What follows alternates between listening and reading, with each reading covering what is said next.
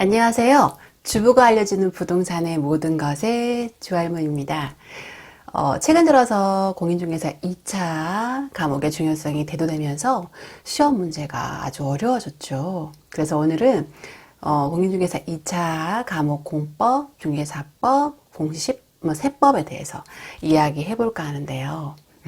아직 구독과 좋아요, 알람 설정 안 하신 분이 계시다면 구독, 좋아요, 알람 설정 부탁드립니다. 자, 그럼 시작할게요. 먼저 영상에서 공인중개사 1차 과목의 공법에 대해서 알려드렸었고요. 이번에는 2차 과목입니다.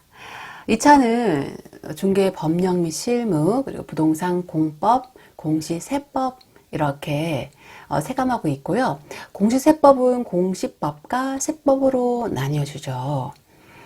공포의 법이라고 불리우는 공법은 국가가 개인에게 강제하는 법으로 제재로만 이루어져 있습니다. 그리고 또 체계법이기 때문에 굉장히 어렵고 암기량이 엄청 납니다. 그래서 6개의 법률로 국토계획법, 도시개발법, 도시정비법, 건축법, 주택법, 농지법 이렇게 나뉘어져 있고요. 국토계획법은 12문제, 그리고 도시개발법, 정비법에서는 각각 6문제, 건축법, 주택법에서는 각각 7문제, 농지법에서는 2문제가 출제됩니다. 이번 2021년 국회법 아주 쉬웠죠. 난이도를 중4로 정도로만 이루어졌던데 저도 문제를 풀면서 깜짝 놀랐습니다. 도시개발법이나 건축법에서 문제가 상당히 어려웠죠. 난해한 문제가 많이 나왔습니다. 저 같은 경우도 국회법에서는 한 문제 정도 틀렸어요. 그리고 평소에 자신 있어 하던 도시개발법에서는 정말 많이 틀렸습니다. 깜짝 놀랐어요. 그래서 이번에 느낀 거는 골고루 한 보람이 있다. 진짜 한 파트 빠뜨리지 않고 골고루 한 보람이 있었다고 느꼈는데요.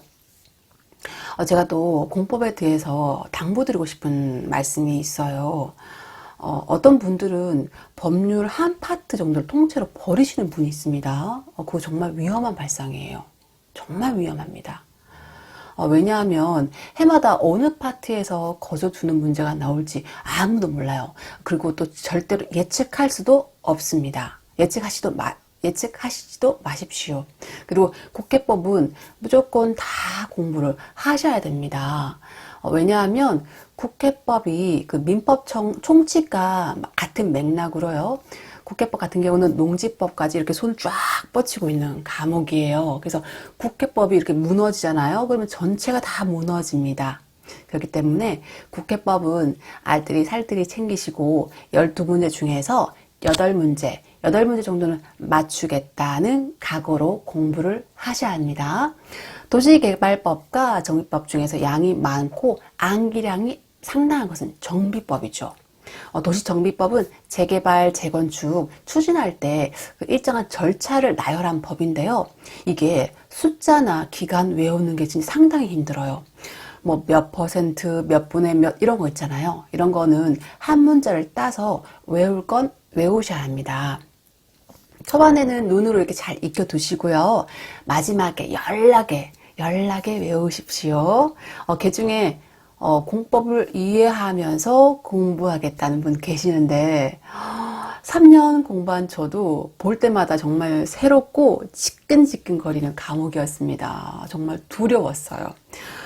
마치 고구마 100개를 먹은 듯한 답답함 들었는데 공법으로 유명한 최성진 교수님 아시죠? 그 교수님 말씀하시길 대학교에서 4년을 법 전공하면서 공법을 강의하게 된 때에도 공법에 대해서 잘 몰랐다.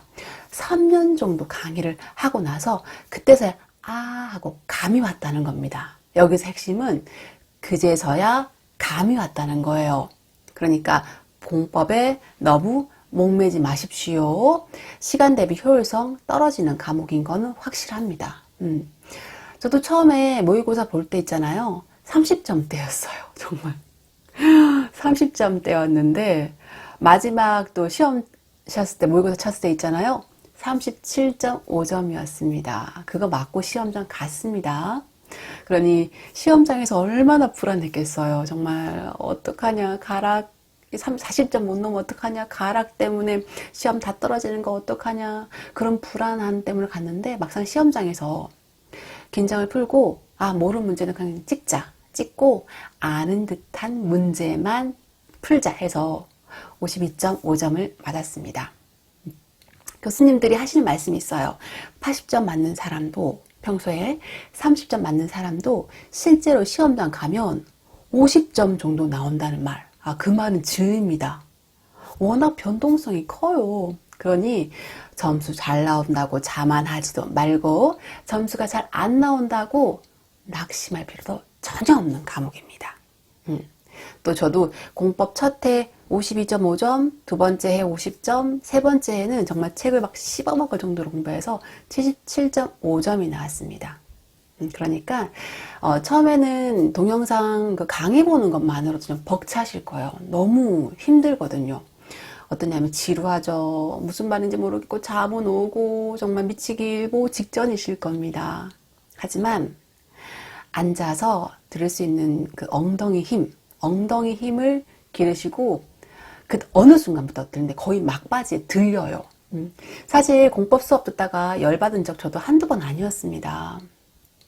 들어도 무슨 소리인지 모르겠고 그 민법보다 더 심각했어요. 그리고 또 같이 공부하는 그 학우 중에서도 저와 같은 고민들을 가진 분들이 거의 대다수였어요. 시험 직전까지 공법 때문에 미치겠다, 공법 어떡하냐 하고 곡소리 내고 정말 누구나 하는 소리였습니다. 근데 시험 치고 결과적으로요, 가락 나오지 않는 이상 공법은 시험에 영향을 미치는 과목이 아니에요. 너무 올인하지 마시고 또 너무 무심하지 않게 학원에서 하라는 대로 교수님을 믿고 그냥 따라가시면 될 것 같아요. 그러니까 중요한 거는 정말 중개사법입니다. 중개사법이 정말 중요해요. 공법이 아닙니다. 중개사법이에요.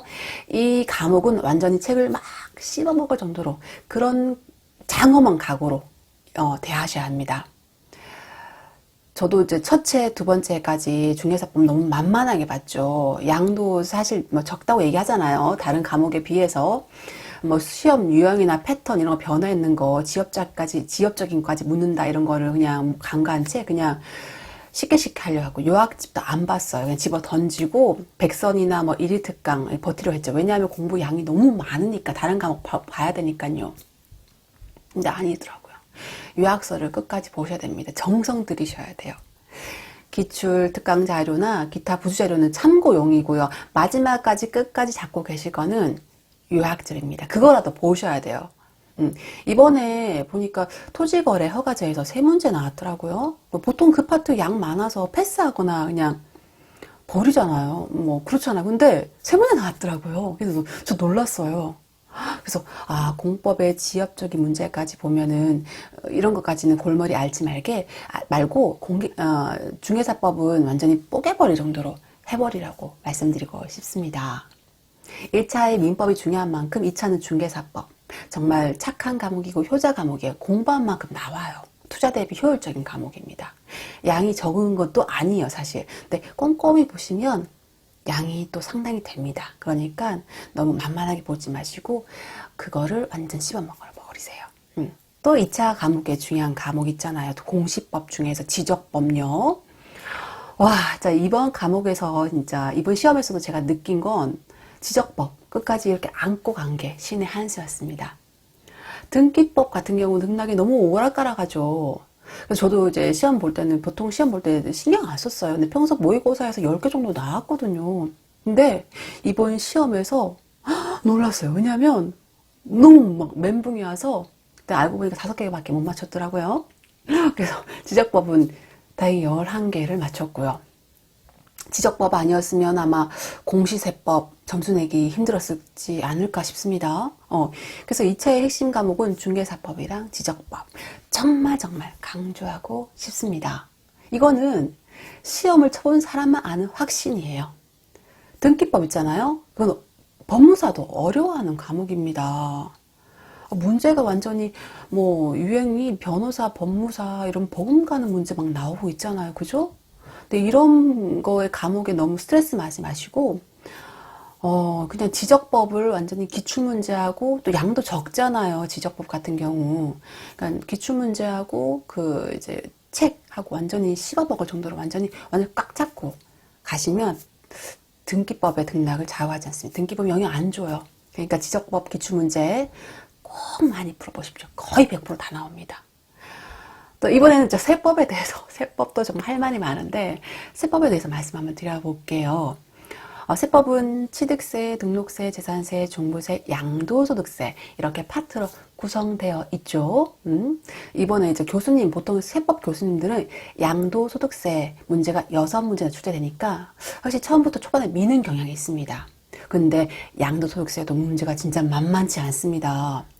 그나마 세법 중에서 그나마 쉬운 게 뭐 취득세, 등록세, 종부세고 재산세도 양도 많죠. 근데 이런 문제들은 기출문제만 잘 풀어보셔도 성공할 수 있어요.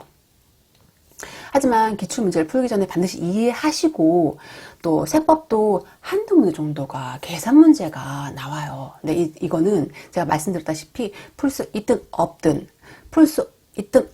일단 마킹을 체크해놓고 마킹하고 나서 시간 날 때 푸시라고 권해드리고 싶습니다.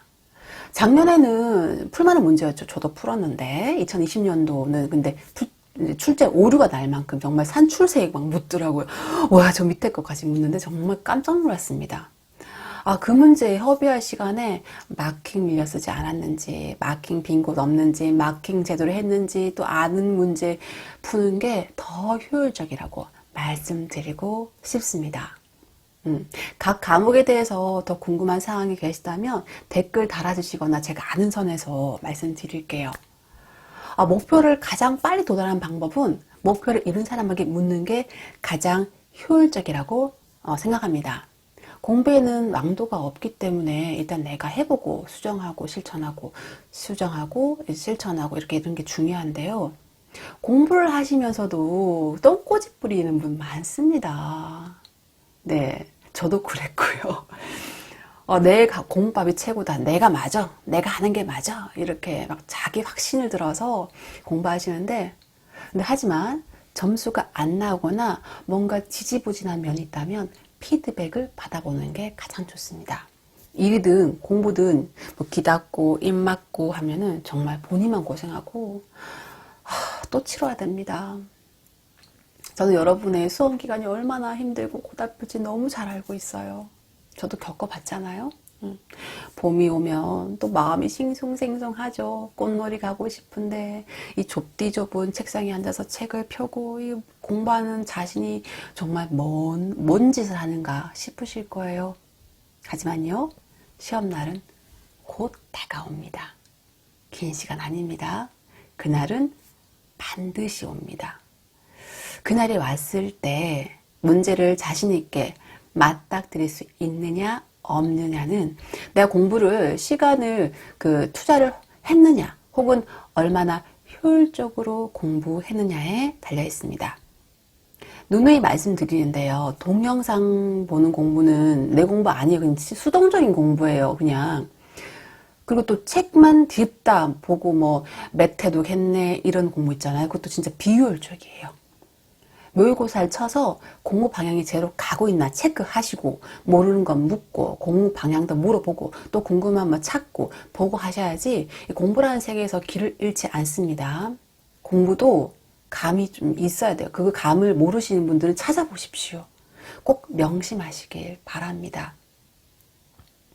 자, 오늘은 공인중개사 2차 과목 시험 공부에 대해서 말씀드렸고요. 다음 시간에는 시험 공부하기 전에 주의사항이나 교수님 선정하는 팁에 대해서 알려드릴게요. 저도 이제 시험 공부하기 전에 여러 가지 시행착오를 겪으면서 교수님들을 이렇게 선정하고 수업을 진행했었습니다. 그러니까 조금 도움이 되실 거예요.